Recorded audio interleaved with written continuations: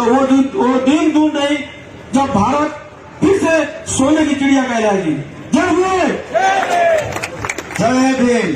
धन्यवाद। अभी आप सब जिसकी वजह से, जिस ऑब्जेक्टिव से यहीं पे आए थे, वो आपका पूरा होने जा रहा है।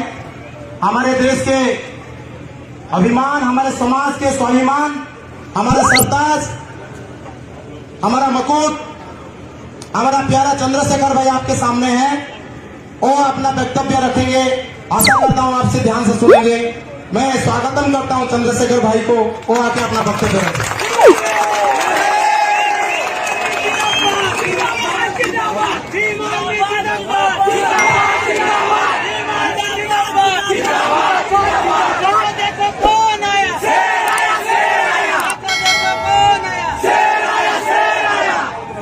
जय भीम। देखिए, समय तो कम है, लेकिन जितना भी समय है उसमें हमारी बात हो जाए। अगली 30 मिनट ये आपके जीवन की अहम 30 मिनट। अगर आप इस 30 मिनट में मुझे ध्यान से सुनेंगे और अगर पूरी जिम्मेदारी से आने वाले 2 साल में मेरे द्वारा बताई गई बातों का स्मरण करेंगे, उस पर काम करेंगे, तो मैं आपको बताऊंगा कि 2 साल बाद क्या होगा उड़ीसा में। क्या मैं शुरू करूं अपनी बात?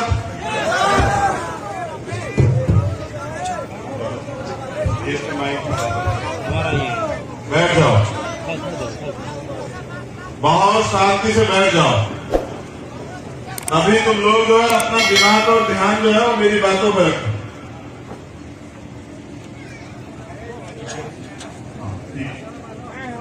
अध्यक्ष जी बैठ जाइए आप, ये आपका काम नहीं है। आप नेता हमारे, बैठ जाइए। छोड़ दीजिए वीडियो वगैरह बनाना, ये हम बहुत सारे लोग कर लेंगे इसको। रखवा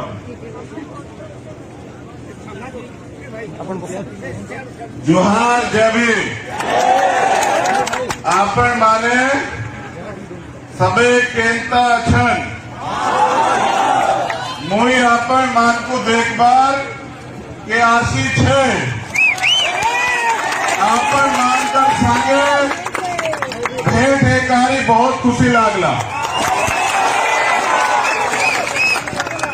देखिए, ये हमारे नेता, हमारे प्रदेश अध्यक्ष लंकेश रावण जी ने मुझे दिया और कहा कि आपको जरूर बोलना।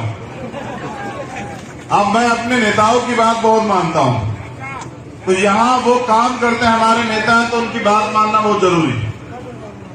तो सबसे पहले तो मैं धन्यवाद देता हूं उड़ीसा के लोगों का। यहां उपस्थित इस गर्मी में हमारे नौजवान साथी, हमारे जिम्मेदार बुजुर्ग, हमारे छोटे भाई बच्चे, हमारी माताएं बहनें जो कड़ी धूप में भी यहां बैठी हैं, मैं उन सबका धन्यवाद देता हूं कि आपने मुझे अवसर दिया यहां आने का और अपनी बात को रखने का। देखिए, मैं भारत के सभी हिस्सों में घूमता हूं, पूरे भारत का कोना कोना जो है वो छानता हूं। तुम लोग ये छोड़ दो ना, काय क्यों कर रहे हो?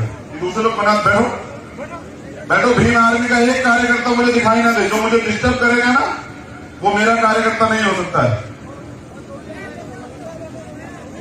तो मैं पूरे देश में घूमता हूं और हर 200 किलोमीटर पे भारत की बोली बदल जाती है, रंग बदल जाता है, कद बदल जाता है, खाना पीना खान पान बदल जाता है, भाषा बदल जाती है। लेकिन पूरे भारत में जब मैं जाता हूं तो वंचित वर्ग के लोग, एससी, एसटी, ओबीसी और माइनॉरिटी की समस्याएं नहीं बदलती है, उनका दर्द नहीं बदलता है, उनकी परेशानियां नहीं बदलती हैं, उनकी जो समस्याएं हैं, जिस चुन जाति का वो लोग शिकार है, वो नहीं बदलती।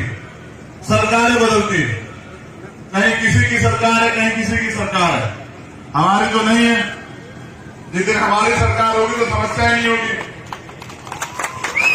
लेकिन किसी की भी सरकार हो, लेकिन वो सरकारें सिर्फ और सिर्फ हमें वोटर समझ के बड़ी बड़ी बातें करके ठगने का काम करती है। आज भी परिवर्तन होना चाहिए था, वो नहीं हुआ। जैसे नेताओं के लिए मंच है, नेता लोग मंच पर बैठेंगे और जो लोकतंत्र की मालिक है जनता, जो नेता बनाती है वो जमीन पर बैठे। देखिए कितने नाइंसाफी। नेता लोगों के लिए कूलर लगा हुआ है और जो वहां बैठे हैं, जिनकी वजह से हमारा वजूद है, जो धूप में बैठे, जो हमें ज्यादा प्यार करते हैं, जो हमसे ज्यादा उम्मीद रखते हैं, वो गर्मी में बैठे हैं। मैं इस व्यवस्था के खिलाफ। अगर आप परिवर्तन चाहते हैं तो पहला परिवर्तन आपको अपने आप करना पड़ेगा। अगर आप चाहते हैं हवा तो हवा सबके लिए हो, आप चाहते हैं सम्मान तो सम्मान सबके लिए हो, आप चाहते हैं न्याय तो न्याय सबके लिए हो। अब मैं अपनी बात की शुरुआत करूंगा और मैं आशा उम्मीद करूंगा कि मैंने कूलर आपके लिए नहीं हटवाया उधर, तो उसके आगे मत खड़े हो और तुम लोग पीछे हो जाओ। मुझे सुरक्षा की जरूरत नहीं, बिल्कुल नहीं, बिल्कुल पीछे हो जाओ। मुझे कोई इस मंच से आगे नहीं दिखाई देगा।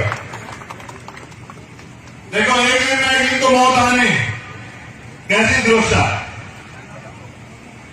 कोई सुरक्षा नहीं। आपका प्यार, आपका आशीर्वाद, आपका विश्वास बहुत है मेरे जीवन के लिए। चाहे जीवन छोटा हो, लेकिन मैं इस जीवन को टिकाऊ बना के रखूंगा, बिकने नहीं दूंगा, स्वाभिमानी बना के रखूंगा। ये हमारे कुछ नेताओं के नाम है जो यहां काम करता है, मैं उनका नाम पढ़ देता हूं। धीरज सिंह, विकास बोध, शांतनु, निहार, जगदीश, बंटी, जीतू, धनंजय, उमाकांत, लादा, सुना, आकाश, आशीष, प्रदीप, चीनू, जगजीवन, राजेश दास, कमल, अभय, नरेंद्र और एक नाम और है। ये क्या नाम है? 18वां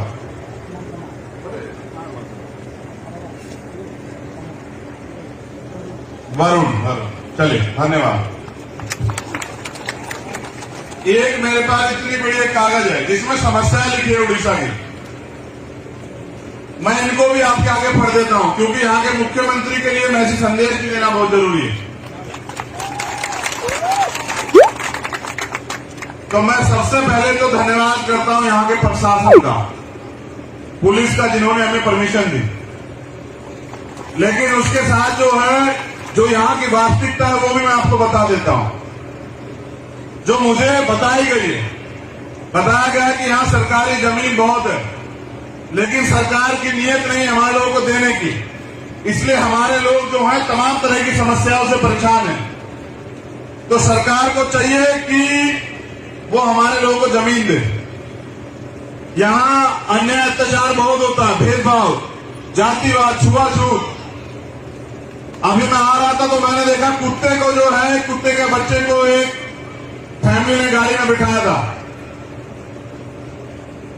वो कुत्ते के बच्चे को, जो कि जानवर है, मेरी कुत्तों से लड़ाई नहीं है, लेकिन वो उस कुत्ते के बच्चे को भी गोदी में उठा के प्रेम कर रहे थे। लेकिन यहाँ इंसानों से भेदभाव होता है, छुआछूत होती है। वो इंसान जो पढ़ा लिखा है, जो मेहनत करता है, ये जो गैर बराबरी है, ये बहुत ज्यादा है यहाँ उड़ीसा में। यहाँ मैंने सुना अखबार के माध्यम से कि एक बच्ची ने फूल तोड़ दिया, तो उस फूल तोड़ने में उस पूरे समाज का बहिष्कार कर दिया गया।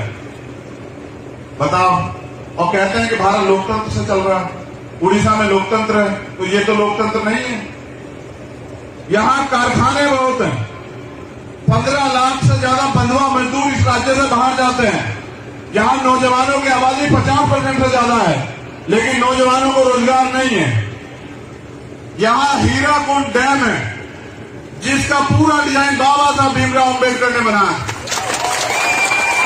लेकिन कहते हैं कि वहां बाबा साहब की स्टैचू नहीं है। यहां महिलाओं पर शोषण खूब होता है और बड़े पैमाने पर होता है। रेप होते हैं, हत्याएं होती, छेड़छाड़ होती है। चलिए, मैं मानता हूं कि कुछ लोग ऐसी विचारधारा के हैं तो होता है, लेकिन भारतीय संविधान प्रत्येक व्यक्ति को न्याय का अधिकार देता है, जन्म सिद्ध, लेकिन न्याय नहीं मिलता है। जैसे स्नेहलता क्षेत्रिया का मामला है, जैसे बेबीना का मामला है, जैसे कुंडली की जो पीड़िता है उसका मामला है, आज तक उनको न्याय नहीं मिला। यहाँ SC/ST एक्ट तो है, लेकिन FIR दर्ज नहीं होती। यहाँ पुलिस प्रशासन के लोग हैं। मैं उनको भी बताना चाहता हूं कि आपको जो तनख्वाह मिलती है ना सर, वो सरकार तो देती है, लेकिन वो पैसे हमारे पैसे से जाते हैं, हम लोग टैक्स देते हैं। आपको तनख्वाह इसलिए मिलती है कि आप न्याय करें, अपराधी को अरेस्ट करके जेल में डालें, जो वंचित कमजोर वर्ग के लोग हैं जिनके साथ अन्याय हो, कोई भी हो, उनकी मदद करें। आरोपियों को संरक्षण देने के लिए, अपराधियों को संरक्षण देने के लिए तनख्वाह नहीं मिलती है आपको। ये अपना चाल चरित्र बदलिए। ये संविधान से चलने वाला देश है। ये सरकारें बदलती रहती है। कल हमारी सरकार आ जाएगी, तब भी आप नौकरी नहीं करोगे, कहां जाओगे फिर? ये अन्याय अत्याचार करने वालों को बढ़ावा मत दो, कल आपके परिवार की तरफ भी आंख उठा लेंगे। तो ऐसी विचारधारा के लोगों का समर्थन मत करो। यहां CA/NPR NRC पे जब आंदोलन हुआ, पूरे देश में विरोध हुआ, लेकिन वो जो गैर बराबरी बढ़ाने वाला, भाईचारा तोड़ने वाला कानून था, ये जो वर्तमान की सरकार है, ये उसका समर्थन कर रही थी लोकसभा में। हमें ऐसे लोगों से सावधान रहने की जरूरत है। यहां वेदांता ग्रुप जो है, सरकार ने आदिवासियों की जमीन, हमारे परिवार की जमीन उनको दे दी है। चिंता मत करो, ये मेरा स्टेटमेंट है, याद रखना। चाहे अडानी अंबानी को केंद्र सरकार जमीन दे या सरकारी उपक्रम दे, या यहां वेदांता किसी भी इंडस्ट्री को ये सरकार जमीन दे, एक एक पाई का हिसाब होगा, याद रखना, बेफिक्र रहना। आपके हिस्से के अधिकार तो मैं छीन लूंगा इनसे और बांटूंगा अपने लोगों में। एक और कल मामला मेरे सामने आया था, वो था all Orissa para medical staff association, जो कोरोना वॉरियर्स है, जिन्होंने 9 महीने मैं अनुरोध